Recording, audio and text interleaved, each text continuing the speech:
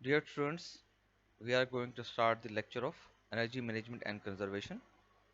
And the lecture number is 10.1 and the topic is Electric Power Supply Systems.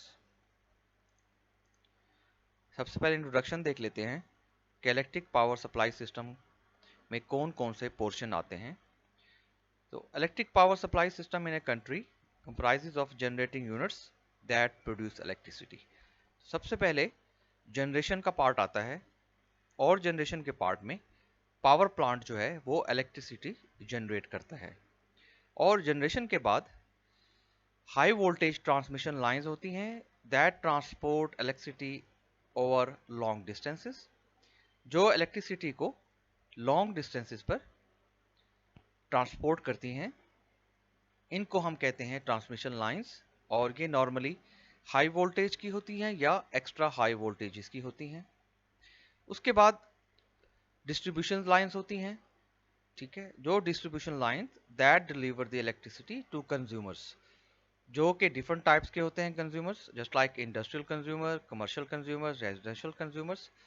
तो ये portion जो है ये डिस्ट्रीब्यूशन का होता है, ठीक है, जो कंज्यूमर्स तक जो है वो इलेक्ट्रिसिटी को डिलीवर करते हैं. और इनके दरमियान में सबस्टेशन मौजूद होता है that connect the pieces to each other, जो कि कनेक्टिविटी करते हैं from the transmission line to distribution lines.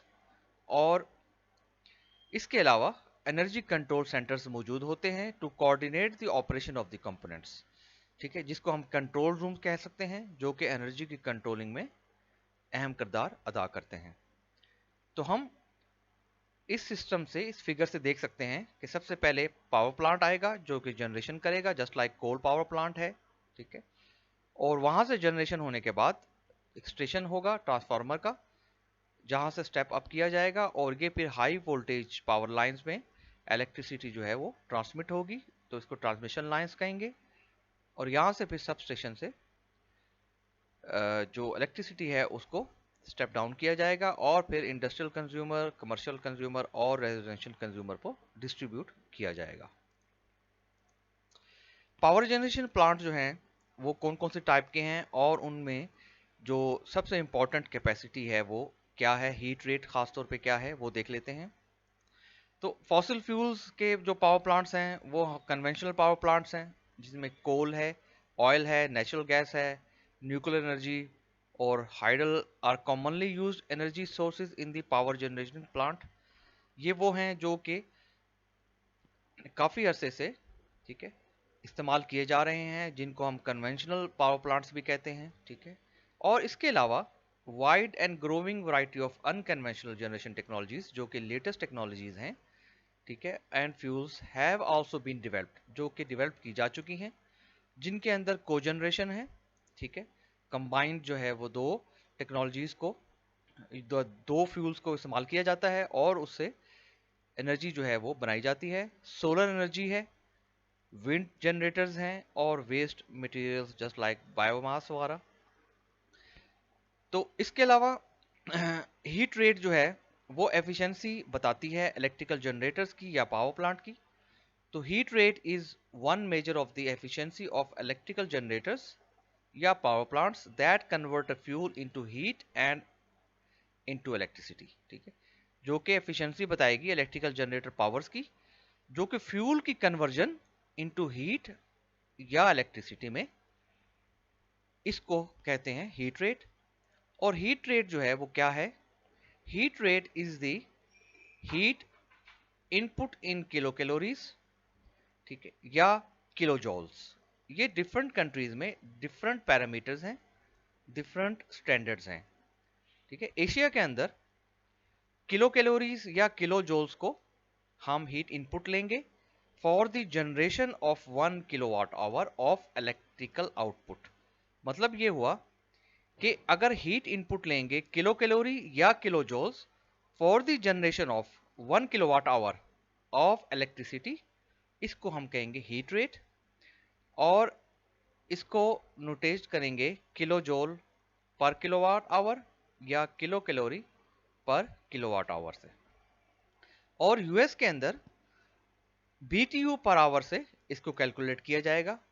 how many BTU per hour of energy are required to produce 1 kilowatt of useful work, or approximately 3412 BTU per hour equals to 1 kilowatt. ठीक है, तो ये इतना BTU जो है per hour 1 kilowatt के equal होगा। और पावर जनरेशन प्लांट्स की एफिशिएंसीज जो हैं वो डिफरेंट होंगी। जस्ट लाइक अगर हम विंड टरबाइन की बात करें तो विंड टरबाइन की जो एफिशिएंसी है जनरेशन की वो 40% टू 50% है। ठीक है, according to the different turbines of different specifications. Solar power plant की 20% है नॉर्मली, और ये कम ज़्यादा भी हो सकती हैं, लेकिन मार्जिनली बहुत ही थोड़ा सा फर्क होगा। और मैक्सिमम जो है वो लेटेस्ट जो सोलर पैनल्स की जो प्लेट्स हैं उसके मुताबिक मैक्सिमम 22% एफिशिएंसी जो है वो हासिल की जा सकती है सोलर पावर प्लांट से, और मिनिमम जो है वो 14 टू 15%। इसी तरीके से कोल प्लांट्स हैं जो कि 28 से 38% तक एफिशिएंसी डिलीवर करते हैं। अच्छा, अब दो टाइप्स की जनरेशंस हैं, और हम देख लेते हैं कि कन्वेंशनल पावर प्लांट और कंबाइंड हीट या को जनरेशन पावर प्लांट में एनर्जी की आउटपुट में कितना डिफरेंस मिलेगा। तो अगर बात करें पहले कन्वेंशनल पावर प्लांट की, तो हम ये देखें कि अगर इनपुट जो है वो 100% ठीक है दी जाए तो आउटपुट क्या मिलेगी और वेस्टेज कितना होगा एनर्जी का। तो ये हमारे पास कन्वेंशनल पावर प्लांट है, just like coal, oil, natural gas, nuclear energy. तो इसकी जो आउटपुट है वो यूजफुल इलेक्ट्रिसिटी जो है वो 35 से 45% है यूजफुल इलेक्ट्रिसिटी। लेकिन अगर हम वेस्टेड की बात करें तो 55 टू 65% वेस्टेड एनर्जी है। मतलब कहने का ये हुआ कि कन्वेंशनल पावर प्लांट में एनर्जी की वेस्टेज बहुत ज़्यादा है, और यूजफुल इलेक्ट्रिसिटी जो है वो निस्बतन वेस्टेड एनर्जी के कम प्रोड्यूस होती है। अगर हम आप को जनरेशन की बात करें combined heat and power plant की, तो हम नोट करें सेम एनर्जी जो है वो कन्वेंशनल पावर प्लांट की इनपुट के मुताबिक सेम दी जा रही है, और जब इसकी आउटपुट की तरफ आए तो हम देख सकेंगे कि जो वेस्टेड एनर्जी है वो सिर्फ 10 से 20% वेस्टेज है, और हम आउटपुट में दो पार्ट ले पाएंगे, दो हिस्से ले पाएंगे। एक हिस्सा होगा इलेक्ट्रिसिटी का और दूसरा होगा हीट का। तो हम नोट कर रहे हैं कि 80 to 90% useful electricity and heat gain कर पाएंगे through cogeneration power plants. तो कन्वेंशनल पावर प्लांट से combined heat and power plant की एफिशिएंसी नियरली डबल है। तो ये टेक्नोलॉजी, लेटेस्ट टेक्नोलॉजी काफ़ी ज़्यादा बेहतर है, और जिसको प्रेफर किया जा सकता है with respect to the conventional power plants.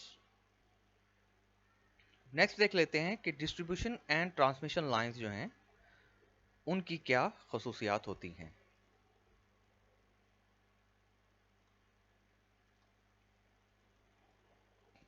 तो ट्रांसमिशन एंड डिस्ट्रीब्यूशन लाइंस के हवाले से देख लेते हैं। सबसे पहले पावर प्लांट्स जो हैं जहां से इलेक्ट्रिसिटी जनरेट हो रही होती है वो टिपिकली प्रोड्यूस करते हैं 50 साइकिल पर सेकेंड, मींस 50 हर्ट्ज की फ्रीक्वेंसी।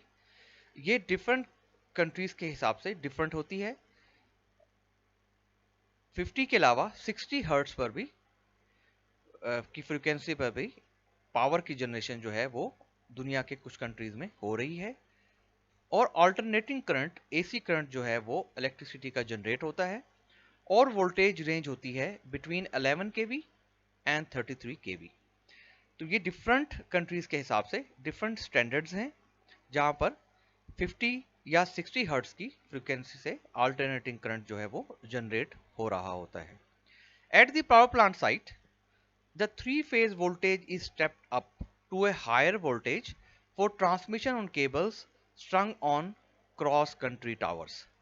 तो सबसे पहले ये पावर जनरेशन है, ठीक है, जहां से 11 केवी या 33 केवी की एसी वोल्टेज जो है वो जनरेट हो रहे होते हैं।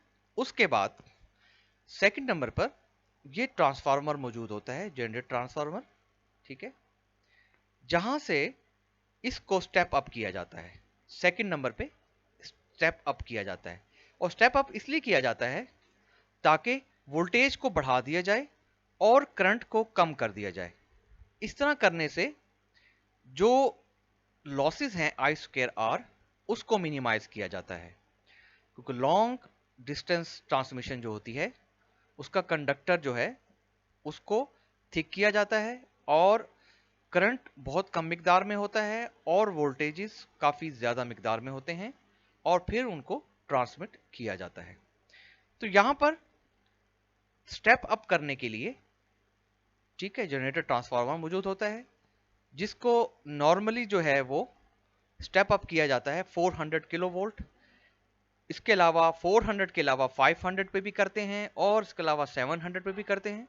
तो ये according to the need and according to the distance, ये वोल्टेज की जो ट्रांसमिशन है इसको स्टेप अप किया जाता है। High voltage and extra high voltage transmission is the next stage from power plant to transport AC power over long distances as voltage like 230 kilowatt 400 kilowatt. ठीक है, तो इस तरीके से ये हम देख रहे हैं यहाँ पर कि डिफरेंट क्राइटेरिया के हिसाब से इनको स्टेप अप किया जाता है।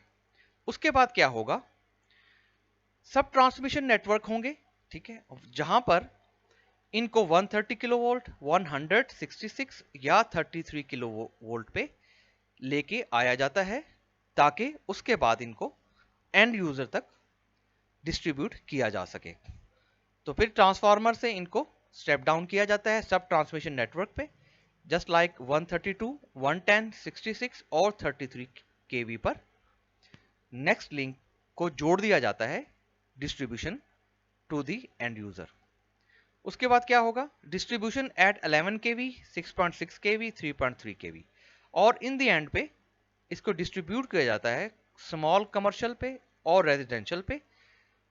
और इससे पहले जो भी इंडस्ट्रीज हैं, हैवी इंडस्ट्रीज, उनको जो है वो लार्ज फैक्ट्रीज को जहां पर रिक्वायरमेंट होती है 33 केवी की, ठीक है, 11 केवी की, वहां पर इनको डिस्ट्रीब्यूट कर दिया जाता है। लेकिन जो लास्ट लिंक है वो small commercial and residential groups का होता है।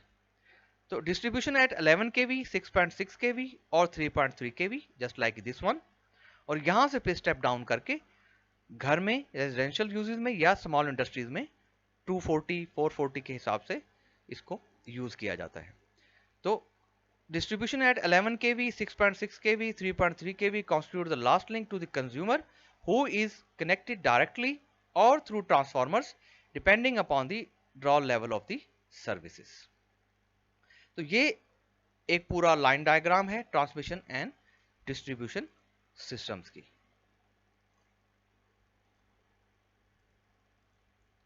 अब हम ये देख लेते हैं कि कैस्केड एफिशिएंसी जो है वो क्या होती है। The primary function of transmission and distribution equipment is to transfer power economically and reliable from one location to another। ठीक है, कि जो पावर की ट्रांसफर है, जहां से जनरेशन हो रही है वहां से लेकर टिल द एंड यूजर तक, ठीक है, रिलायबल हो, ठीक है, और इकोनॉमिकल हो। ऐसा ना हो कि वेस्टेजेस बहुत ज्यादा हो और वो इकोनॉमिकल ना रहे। The resistance of the long distance transmission conductors is to be minimized। Resistance को कम किया जाएगा। Energy loss in transmission lines is wasted in the form of I square R losses। तो एनर्जी जो है वो लॉस होती है ट्रांसमिशन लाइंस में, जो लॉन्ग ट्रांसमिशन लाइंस होती हैं, तो उनमें वेस्टेजेस जो होती हैं वो I स्क्वायर R होती हैं। ठीक है, इनको रिमूव करने के लिए नॉर्मली कैपेसिटर्स यूज किए जाते हैं। तो capacitors are use to correct power factor, ठीक है, कि पावर फैक्टर इंप्रूवमेंट से लॉसेस जो हैं वो कम किए जा सकते हैं। Circuit interrupting devices are switches, relays, circuit breakers and fuses. ये तमाम के तमाम जो हैं ये सर्किट इंटरप्टिंग डिवाइसेस हैं जो कि करंट लेवल को कंट्रोल करती हैं। रिले स्विचेस स्विचिंग के लिए इस्तेमाल होती हैं, ब्रेकर्स और फ्यूजेस भी हैं, वो भी इसी मकसद के लिए इस्तेमाल होते हैं। Each of these devices is designed to carry and interrupt certain levels of current। ठीक है, ये तमाम जो हैं ये certain levels of current को interrupt और carry करने के लिए यूज किया जाता है। रिलेज जो होती हैं वो sense abnormal voltages, currents and frequency and operate to protect the system। क्योंकि प्रोटेक्शन जो है, हाई वोल्टेज प्रोटेक्शन जो है वो रिलेज के थ्रू होती है। Just like power system protection के कोर्सेज में हम रिलेज के हवाले से काफी सारी चीजें पढ़ते हैं। ट्रांसफार्मर्स यूज होते हैं, are placed at strategic locations throughout this system to minimise power losses in the transmission and distribution system. ठीक है, ट्रांसफार्मर जो है ये काफी एफिशिएंट होते हैं और इनको स्टेप अप स्टेप डाउन करने के लिए ट्रांसमिशन लाइंस में इस्तेमाल किया जाता है और मिनिमाइज पावर लॉसेस के लिए। The power source to end user energy efficiency link is a key factor. ठीक है, क्योंकि जब तक एंड यूजर तक प्रॉपर पावर जो है वो एनर्जी नहीं पहुंचेगी और फुल एफिशिएंट एनर्जी नहीं पहुंचेगी तो हम उसको ये नहीं कह सकते कि जो ट्रांसफर ऑफ पावर है वो इकोनॉमिकली या रिलायबल हुआ है।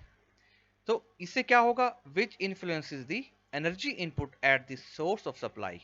ठीक है, उससे नुकसान ये होगा अगर ये सही तरीके से एंड यूजर पर नहीं पहुंच रही, इकोनॉमिकली और रिलायबल नहीं है, तो कॉस्ट जो है वो पावर की जनरेशन की बहुत ज़्यादा हो जाएगी और एंड यूजर तक इकोनॉमिकली नहीं होगी पहुंचेगी और एनर्जी की जो कॉस्ट है वो बहुत ज़्यादा होगी और उसका नुकसान एंड यूजर तक होगा। If we consider the electricity flow from generation to the user in terms of cascade energy efficiency, अगर हम देख सकें कि जहां से जनरेट हो रही है एफिशिएंट इलेक्ट्रिसिटी वहां से लेकर, ठीक है, वहां से लेकर एंड यूजर तक एफिशिएंसी एनर्जी की कैस्केड 1 to 1 कैसे होगी, तो वो हम देख लेते हैं। Typical cascade efficiency profile from generation to 11 या 33 केवी से लेकर यूजर इंडस्ट्री तक कैसे होगी ये देख लेते हैं अभी।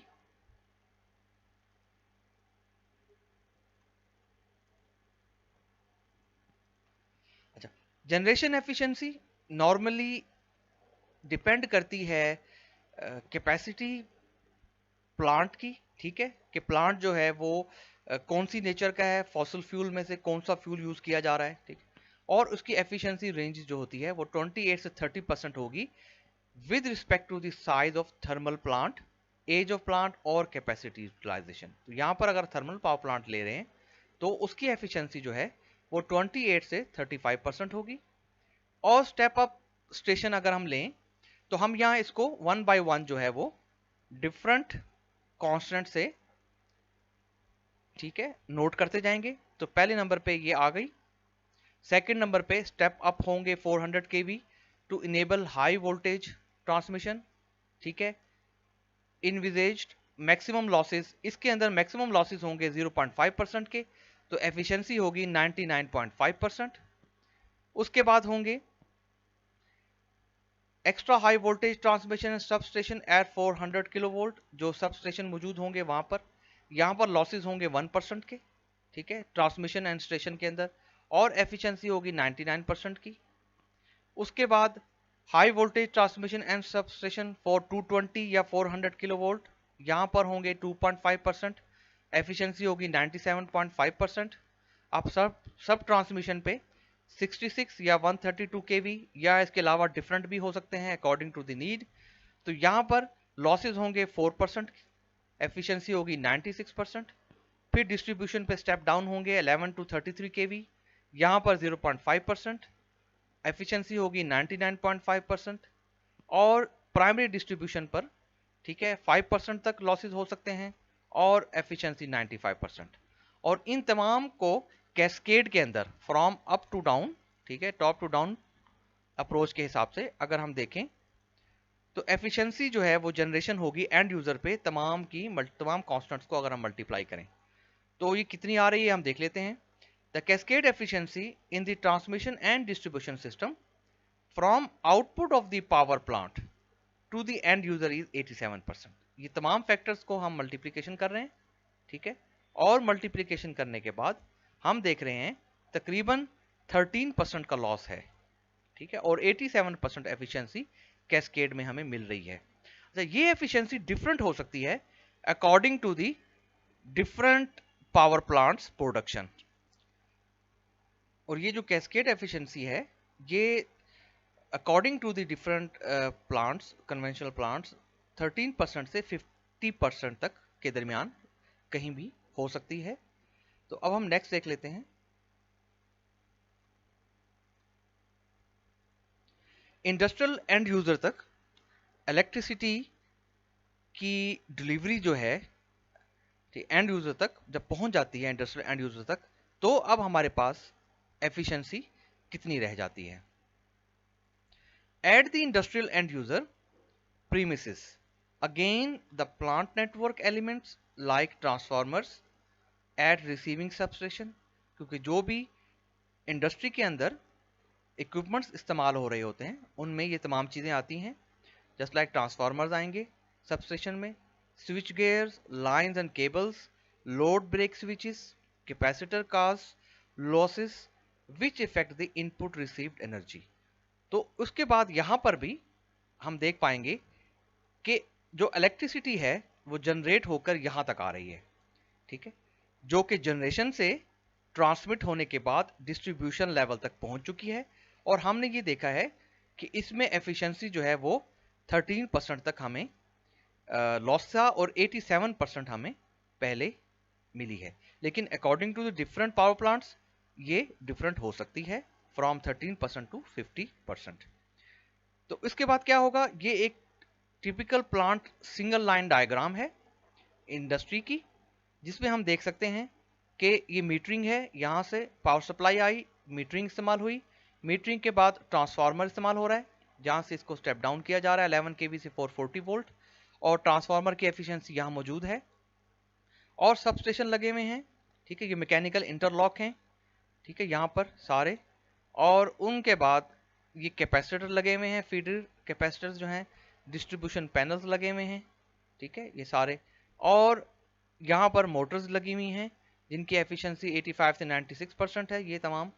और इन दी एंड मैकेनिकल लेवल पे जो वर्क हो रहा है वहाँ पर फैन, बॉयलर्स, ब्लोवर्स, पंप्स, ठीक है, एसी कंप्रेसर्स और लाइटिंग एंड हीटिंग लोड लगा हुआ है, ठीक है। तो अब इसका मतलब ये हुआ कि यहाँ तक जो पावर सप्लाई आई वो जनरेशन से, ट्रांसमिशन लाइन से होते हुए डिस्ट्रीब्यूशन तक पहुंच चुकी है। अब एंड यूजर पर देख लेते हैं कि एफिशिएंसी कितनी मिल पाएगी। A typical plant single line diagram of electrical distribution system is given here. Thus the overall efficiency अब हम देख लेते हैं एनर्जी की कि कितनी हो जाएगी। वो हम देख रहे हैं कि 50% है। तो ये कैसे हुई ये जरा भी कैलकुलेट कर लेते हैं। हम ये कह रहे हैं कि 17% जो एफिशिएंसी है वो लॉस हो गई है from the generation to this point, ठीक है, to this point. Last slide में हमने चेक किया था कि हमारे पास 87% एफिशिएंसी आ रही थी, लेकिन यहां पर हमने ये देखा कि 17% जो एफिशिएंसी है वो लॉस हो गई है और 83% एफिशिएंसी मौजूद है सिस्टम में जो कि काबिल इस्तेमाल है। तो 83% का मतलब ये हुआ कि 0.83। सेकंड नंबर पे हम ट्रांसफार्मर की बात करें तो 95% का मतलब ये हो गया कि 0.95। उसके बाद हम बात करते हैं मोटर्स की, ठीक है, मोटर्स की। तो मोटर्स पे हम देखते हैं तकरीबन 85 से 96%, तो हम इसको 90% ले सकते हैं। और फाइनली हमारे पास फैन, ब्लोअर्स और ये जो मैकेनिकल पार्ट है इसकी एफिशिएंसी 70% ले सकते हैं, तो 0.70। तो जब हम इन तमाम फैक्टर्स को मल्टीप्लाई कराते हैं तो जो टोटल एफिशिएंसी वो हमारे पास आती है 0.50, मतलब 50% एफिशिएंसी। तो इसका मतलब ये हुआ कि एक यूनिट सेव करेंगे in the end user equivalent to 2 units generated in the power plant. मतलब पावर प्लांट को 2 यूनिट जनरेट करने पड़ेंगे और एंड यूजर जो है वो 1 यूनिट इस्तेमाल कर पाएगा, क्योंकि 50% जो है वो एनर्जी लॉस हो रही है तमाम प्रोसीजर में, कि जनरेशन से, ट्रांसमिशन से, डिस्ट्रीब्यूशन से होकर एंड यूजर तक जब पहुंचती है, और एंड यूजर के भी बिल्कुल एंड पॉइंट पे जब प्रोडक्टिव वर्क शुरू हो जाता है, यहां तक पहुंचने के लिए 50% एफिशिएंसी रह जाती है। तो इसका मतलब यह हुआ कि अगर 2 यूनिट जनरेट करेगा जनरेटर या पावर प्लांट, तो यहां पर आकर 1 यूनिट काबिल इस्तेमाल हो सकेंगे। तो आज का लेक्चर बच्चों यहीं तक था। उम्मीद है आप लोगों को ये तमाम बातें समझ आ गई होंगी।